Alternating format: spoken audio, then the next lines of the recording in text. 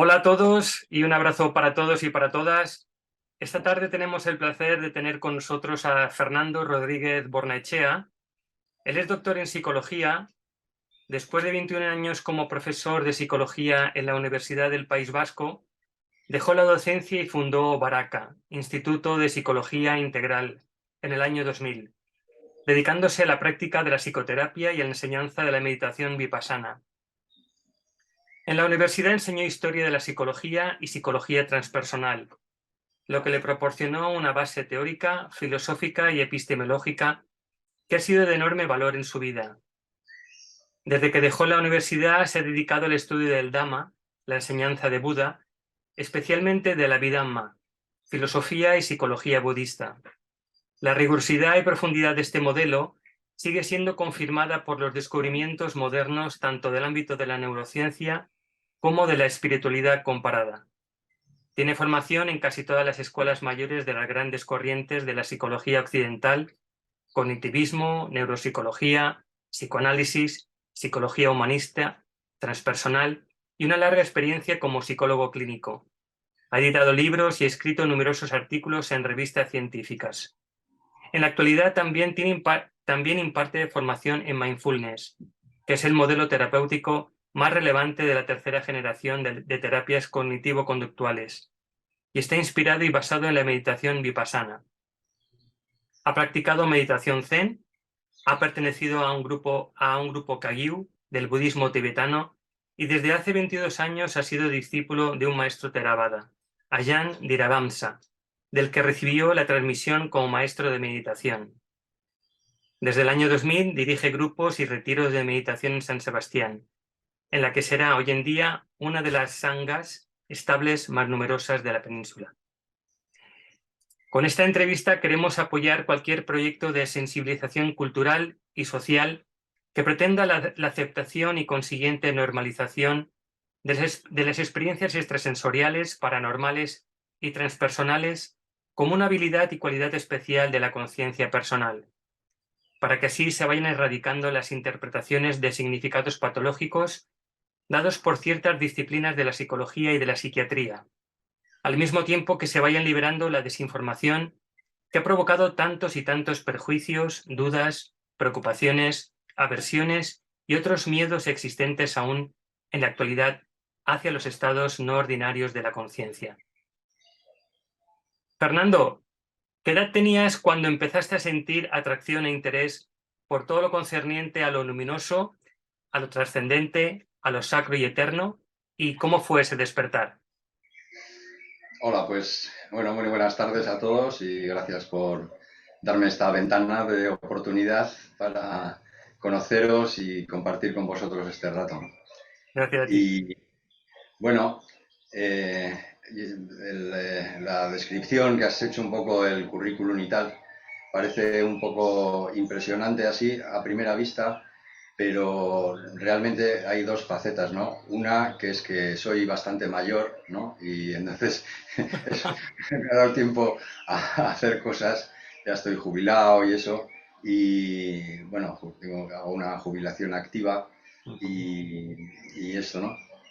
Y la otra tiene que ver más con esto de lo que estamos hablando, ¿no? Es decir, yo, a ver, voy a resultar y en general resulto bastante poco místico, ¿no?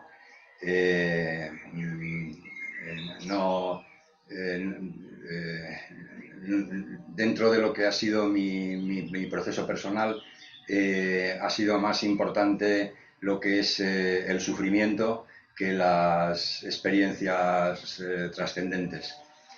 Lo que sí recuerdo es que desde muy pequeño me ha interesado la psicología. Eso sí que lo tengo muy claro, ¿no? Me gustaba mucho escuchar a personas, sobre todo personas con imaginación y quizá con personas que hoy seguramente, pues como decimos, estarían catalogadas dentro de alguna de estos eh, rollos del DSM-5, ¿no? De categorías patológicas y tal, ¿no? Y recuerdo también que con 14 años o así con unos ahorros que tenía, me compré un libro que se llamaba Usos y abusos del psicoanálisis y entonces mi padre me lo encontró, claro, le pareció fatal. Claro, estamos hablando de, claro, yo qué sé, mediados del siglo XX, ¿no? Entonces, aquello del psicoanálisis en España, pues eso sonaba, en una familia conservadora, diríamos, sobraba, o sonaba mucho a sexo y a cosas así raras, ¿no? Claro. Y entonces me lo confiscaron. Y entonces yo sabía con dónde lo tenía escondido y cuando mis padres iban de casa, iba y leía. Yo estoy seguro que no entendía nada, ¿no? Porque claro, con 14 años entender el psicoanálisis era muy complicado, pero para mí era un divertimento, ¿no? Y siempre esta indagación en lo psicológico es la que ha guiado directamente mi búsqueda, ¿no? Mm, Hombre, lo que sucedió también es que pertenezco a una generación que fue diríamos, la de la libertad, es decir, que es una generación privilegiada en muchos aspectos, ¿no? Porque, mm, bueno, pues fue el final de la época franquista, la apertura, la llegada de toda la influencia de los movimientos que estaba habiendo en Europa y en Estados Unidos, ¿no? De musicales, de los hippies y con ello pues de las drogas, ¿no? Entonces, ujú. digamos que mis experiencias más que místicas eran más bien de este tipo, ¿no? De sustancias que, en fin, sí que podríamos decir que mucho también, o sea, había este aspecto recreativo, no cabe duda, Ujú, pero también había un aspecto indagativo en todo ello, ¿no?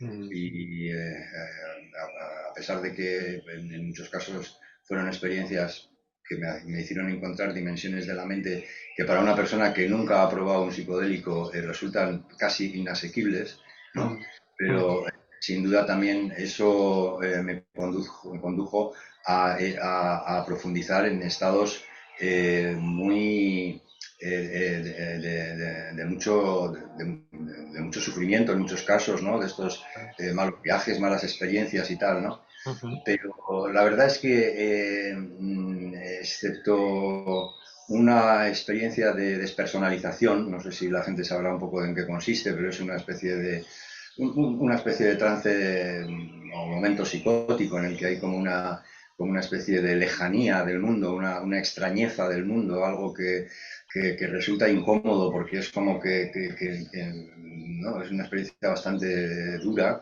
Ujú, Además estaba haciendo la mili porque también me tocó esa parte, ¿no? Pues lo demás ha sido para mí interesante y rico. La cuestión es que mi interés con la psicología asociado con los estados de conciencia, lo que convertía, digamos, aquello era eso, ¿no? En una especie de investigación, ¿no? Y siempre ha habido ese elemento indagativo, ¿no? Muy presente en mi vida. O sea que yo diría que quizá el elemento clave de este asunto para mí ha sido, más que las experiencias, que han sido muchas y variadas, inducidas no solo por sustancias, sino pues también por el ayuno, por la danza estática, por muchas otras formas que siempre bueno, en aquella época pues sobre todo me interesaban y practiqué, ¿no? Pues en ese sentido, bueno, todo eso me fue sirviendo para tener una idea, creo, ampliada de lo que es una psique humana, ¿no? Entonces, ujú. eso es lo que yo veo interesante. A ver, y puede ser malentendido, ¿no? De alguna manera, Ya, porque bueno, pues puede parecer que yo estoy animando a la gente a que haga alguna especie de claro, prueba. Y no, estoy contando mi vida. No digo ni que claro, sea mejor ni peor, ni es lo claro, que me tocó vivir, lo que supe hacer con lo que tenía entre manos. claro. Y bueno, pero sí que reconozco que este tipo de experiencias, como decía antes, son experiencias con las que no se pueden contar. Ujú, ¿No? Es decir, la experiencia trasciende absolutamente el nivel discursivo, como se suele decir, son inefables, ¿no? exacto. es una experiencia, por ejemplo, con ketamina y ver esa absoluta disociación del cuerpo y de la mente y ver la mente las cosas que es capaz de hacer, ¿no? Para alguien que vive en el mundo convencional, dentro de lo que es la racionalidad y de su yo discursivo o narrativo habitual, es completamente increíble, ¿no? Mm, Creo que de alguna manera eso también me ha sensibilizado en el sentido de poder haber escuchado durante mi carrera profesional como psicoterapeuta a muchas personas con un tipo de sufrimiento pues muy particular, ¿no? Y de alguna manera haberles entendido y haber podido acompañarles, ¿no? No claro. digo con mejores o peores resultados, ¿no? Depende mucho de las circunstancias, de las personas y de todo eso, ¿no?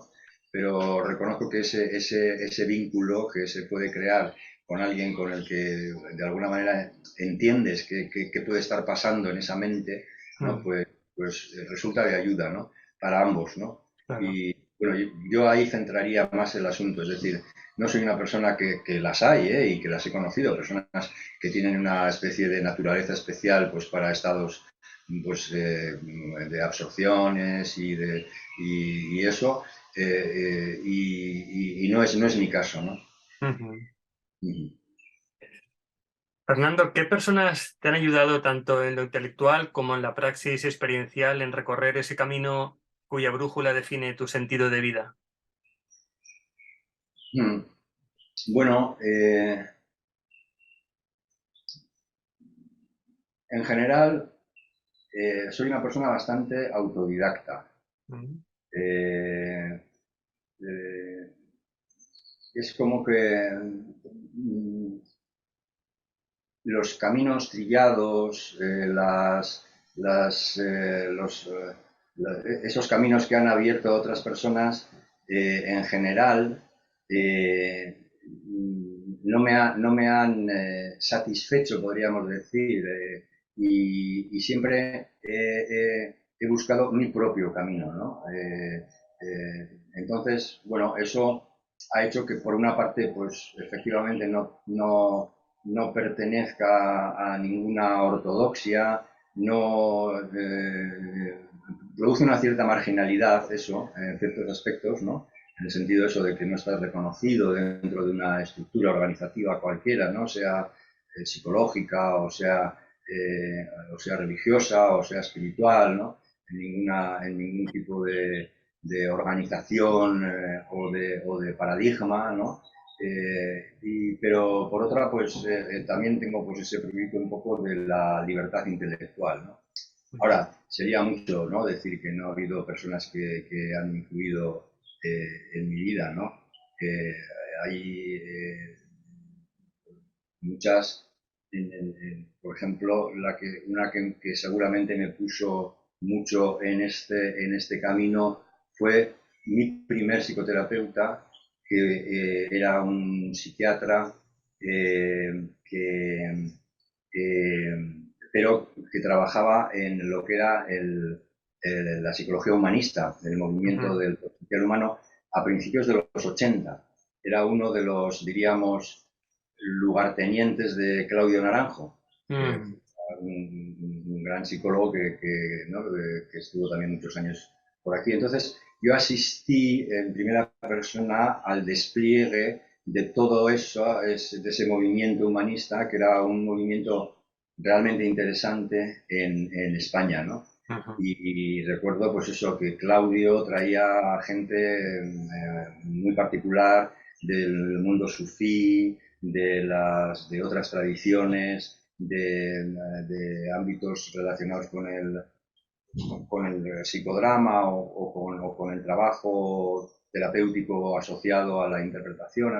En fin, una cantidad de gente con la que tuve ocasión de trabajar que sin duda marcó mucho lo que era mi camino psicológico, ¿no? Mi idea ujú, psicológica, ¿no? Que era más amplia que lo que yo encontré en la facultad, que era, bueno, yo estuve en la Universidad Pontificia de Salamanca y era una universidad que tenía un corte entonces, cuando se fundó, bastante psicoanalítico. Ujú. Y aquella facultad la fundó una persona que era cura, médico, psicoanalista y alcohólico. Y, y entonces luego había varios profesores también que tenían este corte psicodinámico y eso pues creo que también me sacó un poco de lo que entonces era lo típico en la psicología, ¿no? Que era el cognitivismo, el conductismo, porque ni siquiera el cognitivismo había surgido todavía, ¿no? Mm. Entonces, el movimiento del potencial humano para mí significa una ampliación de lo que yo había conocido en el ámbito de la psicología que fue muy importante, ¿no? Y sobre Mm. todo recuerdo este terapeuta porque yo empecé con él en el ámbito de la bioenergética Mm. eh, y, y luego la biogestalt y todo eso, ¿no? Ujú. Bueno, relacionado con esto que estamos hablando, nosotros en la Universidad Pontificia de Salamanca teníamos que hacer lo que se llamaba una tesina de grado. Como era una universidad privada, para que nuestro título tuviese reconocimiento, teníamos que hacer como una especie de mini tesis, diríamos, ¿no? Y yo Ujú. la hice sobre la antipsiquiatría, Ah, que bueno. era Mm. entonces un movimiento Ya. en pleno auge, ¿no? Mm. Y vamos, dentro de este corte que ya se está viendo un poco, ¿no? Digamos, no sé, como alternativo o tal en mi vida, pues la antipsiquiatría para mí era un grito de liberación de toda aquella estructura tan rígida Claro, que entonces psiquiátrica sobre todo, ¿no? claro. Porque entonces los psicólogos, o sea, hay que tener en cuenta que yo pertenezco a la quinta generación, a la quinta promoción de psicólogos como tales que hubo en Mm. España, ¿no? Mm. Entonces, nosotros éramos pasadores de test como mucho en nuestra tarea profesional, ¿no? Ya. No teníamos otro ámbito, ¿no? Entonces, claro, digamos, este movimiento del potencial humano para mí fue un impulso tremendo, ¿no? Claro. Esta persona, este psiquiatra con el que hice esta primera formación, había pasado también un tiempo en Japón y había hecho algo de meditación. Y Mm. fue, digamos, a la primera persona con la que me senté a meditar, ¿no? Y entonces, bueno, pues hay que todo este proceso fue muy interesante. Y luego, más bien, tuve, diríamos, acompañantes eh, como hacen los niños, ¿no? Como es ese que tienen un amigo imaginario, ¿no? Ah, sí, el amigo imaginario, sí. Imaginario con el que hablan y eso, ¿no? Entonces Sí. yo tengo más bien amigos imaginarios eh, en, en el ámbito de la psicología con los que he debatido, claro, que va pues desde Jung hasta por supuesto, Wilber, que sí que ha sido un compañero de vida Mm. durante mucho tiempo, ¿no? Y eso, ¿no? Ahí se produce este tránsito, digamos, de lo humanista a lo transpersonal en mi vida y también de alguna manera en mi entorno, en España, porque, bueno, si Maslow empezó a hablar de transpersonal en el año 69, pero claro, eso a nosotros nos llegó en los años 80, ¿no? Ya. Entonces, y a mí eso me daba sentido con respecto a todo esto que eran los estados modificados de conciencia que yo había ido experimentando, ¿no? Ujú. Eh, entonces, la idea de transpersonal para mí fue una idea muy clara, ¿no? Lo vi muy claro Mm. desde el principio, ¿no? Y siempre también muy acompañado de lo que es la parte terapéutica.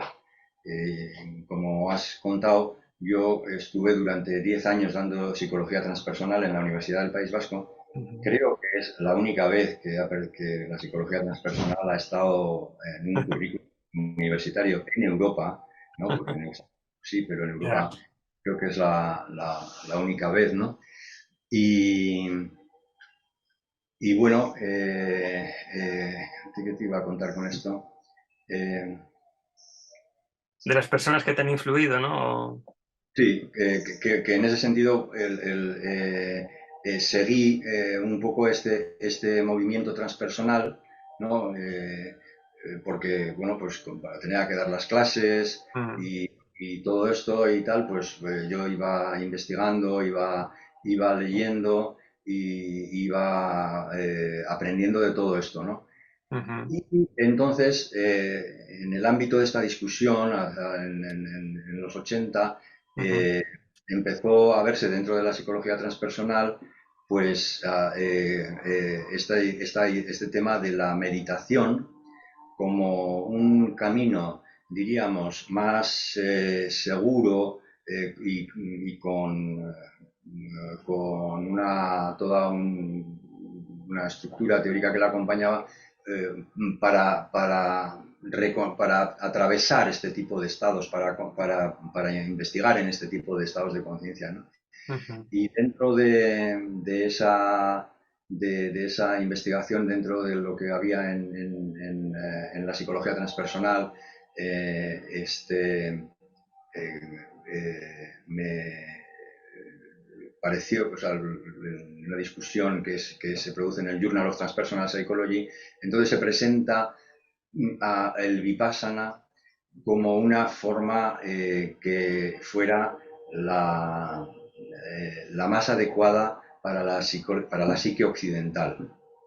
Entonces, de estas cosas que suceden en la vida, ¿no? Resulta que un maestro Theravada, pero un maestro de Vipassana, apareció en San Sebastián. Y entonces, que era este Ajahn Diravansa, ¿no? Recientemente fallecido. Y claro, cuando en el currículum que has dicho, dices 22 o 20 tantos, pero ya ahora ya hace más de 30 ya que yo conocía a Diravansa, ¿no? Fue en el año 92.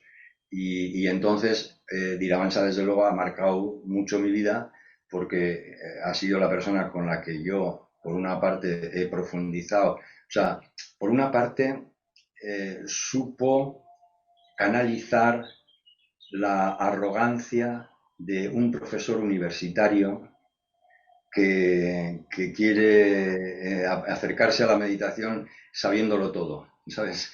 Eh, entonces, supo contener esa arrogancia, pero al mismo tiempo mantenerme sentado en el cojín, ¿no? Que ujú. eso, ¿no?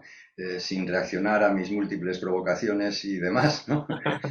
Y, y entonces eso luego a mí me sirvió mucho hasta el punto de que, claro, cuando profundicé un poco en la meditación y comprendí lo que era, entonces dije, coño, esto era lo que, digamos, vocacionalmente yo estaba buscando, un método universal para trabajar con el sufrimiento humano. Y Mm, entonces fue cuando dejé la facultad y me dediqué un poco a esto que hago ahora, que es la psicoterapia y transmitir el Dharma, ¿no? ujú, Eh, y de esa manera. Así, ujú. así que Viravansa creo que ha sido, pues eso, pues una persona clave porque me enseñó el Claro. oficio que llevo haciendo desde hace veintitantos años, que es el Ah, de enseñar la meditación, ¿no? mm. Muy bien. ¿Has vivido alguna experiencia extrasensorial o transpersonal de manera espontánea?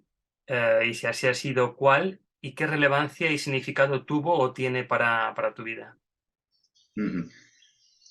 Bueno, de manera espontánea, supongo que alguna que probablemente la mayoría de nosotros podemos haber tenido, ¿no? Que es lo que se llama el misticismo de la naturaleza, ¿no? Y es el asombro ante la naturaleza, ¿no? ¿no? En muchas circunstancias, ¿no? Pues tanto en un glaciar como en un desierto, como en una puesta de sol, como contemplando el mar.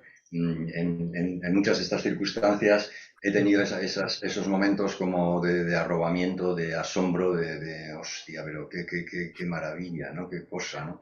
Ya. Eh, eso sí, ¿no? He tenido. Y, y luego yo creo que he tenido muchas o inducidas, como he contado anteriormente, Mm, o bien a través de la meditación. ¿no? Son formas en las que sí que he vivido pues una gama amplia, creo yo, de estados de conciencia. Porque, bueno, de alguna forma la meditación es un modificador de conciencia y entonces, bueno, pues en ese sentido digo que no es espontánea. Es espontánea, quiero decir, no hay otra cosa que quedarse quieto sin hacer nada, ¿no? Y en ese sentido es espontánea, pero efectivamente hay una especie de tecnología, podríamos decir, detrás, ¿no? Que es lo Claro, que... sí, Entonces, eso, espontáneas, yo me referiría al misticismo más de la naturaleza, ¿no? Que es lo que creo que sí que me pues sí, apasiona. pues sí. Si has vivido experiencias de estados modificados de la conciencia durante la realización de alguna práctica meditativa, de alguna técnica de respiración, por medio de movimientos corporales, de ayunos, como has dicho, ¿no? O Ujú. ingesta de sustancias enteogénicas, ¿cuáles han sido para ti las más significativas y relevantes? Bueno, por ejemplo, el ayuno me ha conducido fácilmente a esto que llamamos el misticismo de la naturaleza. Mm, El ayuno prolongado genera una sensibilidad ante el entorno muy particular, ¿no? Y tengo recuerdos de correr durante el amanecer por una playa después de una semana de ayuno en un estado de felicidad increíble, por ejemplo, ¿no? sí. Eh, Luego también el movimiento a través de la danza. He tenido también experiencias realmente muy expansivas, como ¿no? una sensación de mucha expansión, de mucha libertad, de vivir en un mundo como si fuera en otras dimensiones, de una livianidad, así, ¿no? Ese tipo de experiencia extática que se produce en la danza. Y luego sí, pues, por ejemplo, recuerdo algunas danzas sufís que también han producido estados muy, muy, muy interesantes. Eh, ¿Qué más?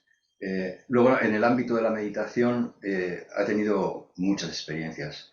Eh, Experiencias que sobre todo han sido, digamos, un poquito más espectaculares en los primeros años. Mm, Eh, Cosas ciertamente igual novedosas, ¿no?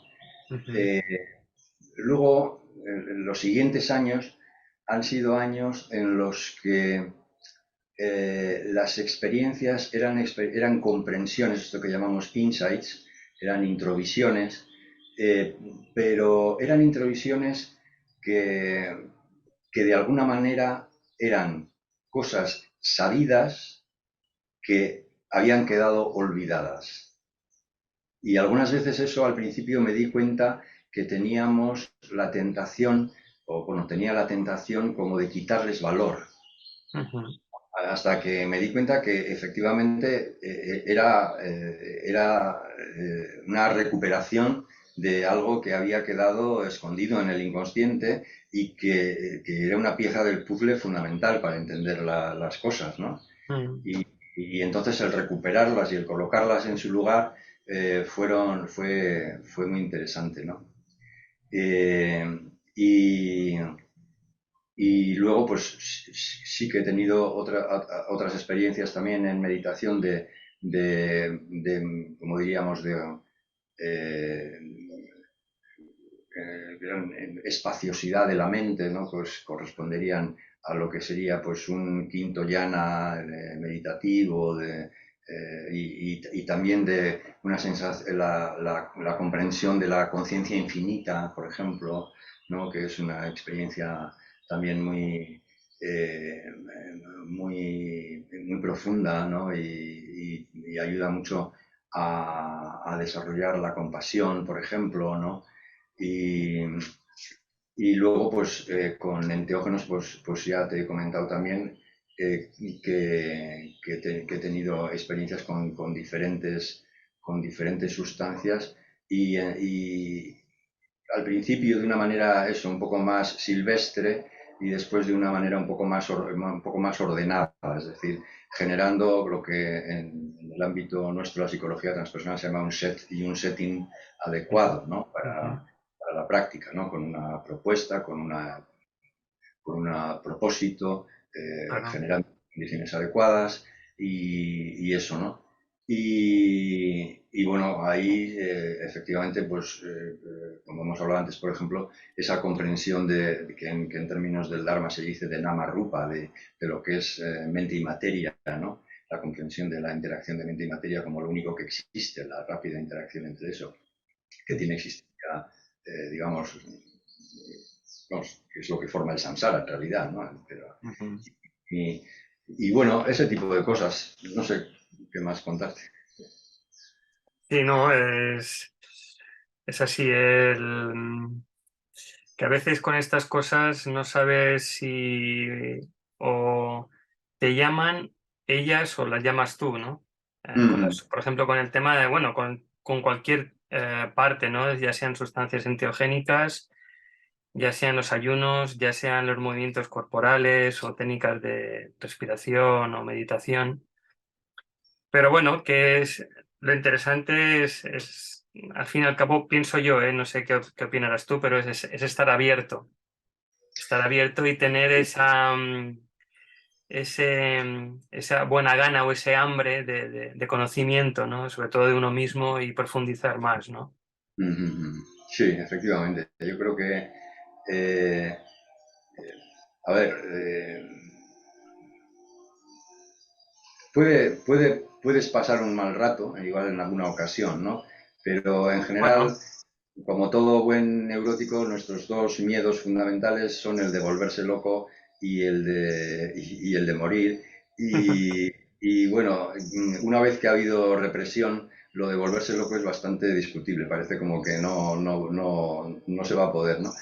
claro. Entonces, bueno, pues sí que unas veces puedes tener una experiencia de una manera, otras de otra, pero en general, bueno, quizá también por la experiencia meditativa, aquí se aprovecha todo, ¿no? Se puede aprovechar Claro, todo.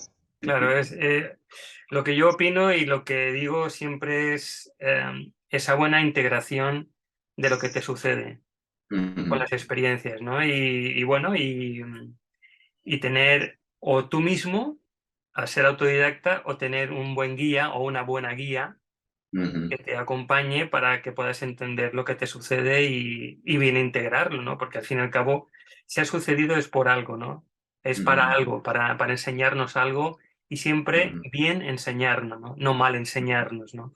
Al menos es sí, mi, sí, sí. mi sentir, ¿no? Ujú. Y bueno. Bueno, Fernando, pues ha sido un placer. Sí quería hacer un apunte, ¿no? Sobre Claro, esto, claro. hablando, porque eh, en este proceso como psicoterapeuta, partiendo como he partido, ¿no? De lo que es aquello que era la antipsiquiatría, Ujú. eh, como en la terapia, en muchos casos me he encontrado que lo más difícil es quitar el estigma a las personas que han sido diagnosticadas. Y, y eso, el deshacerse de eso Ya, es la parte más importante del trabajo, ¿no? Y el revalorizar a lo que hay ahí, ¿no? y tanto. Entonces, sí que la psiquiatrización, que bueno, hay que reconocer que todo ha evolucionado muchísimo con respecto a mi tiempo, ¿no? Ujú. Pero sí que muchas veces tanto los psiquiatras como los psicólogos tendemos a trabajar con etiquetas que son bastante perjudiciales, ¿no? quizá es lo que eso nos da cierta seguridad y a veces a la persona le da seguridad el que le digan, es que lo que te pasa ya tiene un nombre y se conoce, ¿no? Es como que esa Ya. especie de miedo puede en un principio quedar calmado, ¿no? Ujú. Pero en muchos casos también lo que sucede es que la psique necesita pasar por procesos como de purificación o de liberación que son malentendidos como patológicos. Y si en ese momento caes en las garras, digamos, de un profesional que, ¿no? Que en ese momento lo que quiere es resultados rápidos y es calmar la ansiedad sin entender, Ujú. escuchar y sin entender, pues porque no tiene tiempo, porque, en fin, porque por muchas razones, ¿no? Pues son procesos que, como hemos visto, se detienen y tienden a cronificarse. Es decir, que hay muchas veces que uno tiene que estar loco durante un tiempo para poder sanar, ¿no? De hecho, bueno, por ejemplo, Jung lo contaba, ¿no? Jung pasaba consulta y luego estaba haciendo su casa de Bollingen, que la estaba construyendo él, entonces iba a echarse la siesta y mientras echaba la siesta se volvía psicótico, según él. Y entonces entraba en ese ámbito claro, de lo psicoide en ese Ujú. sentido. Y de ahí, por ejemplo, es de donde sale, por ejemplo, la técnica de la caja de arena y muchas otras cosas que él descubrió, ¿no? A partir de esos momentos, ¿no? Ujú. Entonces, eh, bueno, creo que hay que ser muy prudente, ¿no? Cuando se trata Claro. con... Porque la psique y sobre el inconsciente van evolucionando y evolucionan mucho más rápido que el saber psiquiátrico o que el saber psicológico, ¿no? Hoy en Ujú. día los sufrimientos que vemos en el gabinete, en la consulta, son muy diferentes que lo que hay por ahí escrito. Ya, Evoluciona demasiado rápidamente para que esto se pueda ya. investigar científicamente y buscarle tratamiento y todo eso, ¿no? Pues, por ejemplo, el ámbito de la fibromialgia, estamos hablando no más de 10 15 años, ¿no? Que era Mm. una cosa completamente desconocida y que la gente sufría mucho Mm. y, sin embargo, pues no había un reconocimiento de que ahí hubiese ningún malestar porque no había, digamos, una constatación fisiológica, pruebas que pudiesen demostrar que pasaba algo, ¿no? Mm. Y además eran muy reacios a lo psicológico porque no querían para nada aceptar que esto era una cosa psicosomática, porque entonces decían que entonces eso no iba a ser reconocido por el mundo médico, ¿no?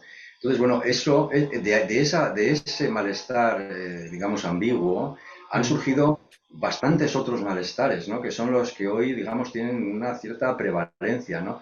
Ya. Todas las personas de alta sensibilidad, ¿no? Gente que tiene sensibilidad a la magnética, eléctrica, y en general, así como nuestra época podía ser más bien una época de adicciones, ahora es más bien una época de alergias, es una época en la que las aversiones de todo tipo son las que más están generando sufrimiento, ¿no? Ujú. Entonces, quiero decir con esto que la psique avanza a gran velocidad, ¿no? Ujú. Y que busca, ¿no? Busca nuevos caminos y nuevas maneras, el inconsciente de manifestarse y de eso, ¿no? Entonces, bueno, apelando un poco a esta prudencia del profesional para que en vez de abortar procesos que pueden ser procesos naturales de liberación si son bien acompañados, ¿no? Claro. Pues se narcotice o se marginalice o se institucionalice a las personas que eso luego tiene mucha dificultad para sacarlos de ahí, ¿no? Ese era un poco el punto que quería señalar, creo, porque tiene que ver con el origen de esta conversación, creo, ¿no? Sí, sí, y para mí, como te he dicho, para mí es relevante todo esto, ¿no? Saber de ese bueno, quitar el estigma, ¿no? Ujú. Que muchas personas, como bien contabas, tienen y para ir desmenuzando, ¿no? Desmontando todas eso que se ha construido y que, ¿no? Como bien se sabe, hace más daño que bien, ¿no? Ujú. Y eso para mí es crucial, para mí eso es fundamental, es Ujú. el, la, la- el punto clave, Sí, el punto y clave, yo ¿no? creo que tiene mucho que ver esto que estamos hablando con lo que es un paradigma acabado, un paradigma que tenemos que pensar de otra manera, ¿no? Es Ujú, decir, las ventajas, diríamos, que nos ha proporcionado, ¿no? Las comodidades que nos ha proporcionado la ciencia y la tecnología que la acompaña, de alguna manera están basadas en una idea un poco absurda, ¿no? Y es que la interpretación de la experiencia, que es lo que hace la ciencia, interpretar la experiencia, ¿no? de la percepción y de recrearla de alguna manera con instrumentos o con lo que sea, es más verdadera que la propia experiencia. bien, Entonces, este absurdo es el que nos lleva a que la gente, por ejemplo, pues en vez de hacerse cargo de su propia salud, considere que, bueno, pues que la salud es una cosa del médico y que claro, ya me dirá él, ya, ¿no? Tanto la psíquica como la somática, la psicológica, en fin, lo que es una desresponsabilización de las personas, ¿no? Suponiendo que el saber está en otro sitio en vez de en nuestra propia experiencia, claro, en lo que estamos teniendo momento a momento, ¿no? Y yo claro. creo que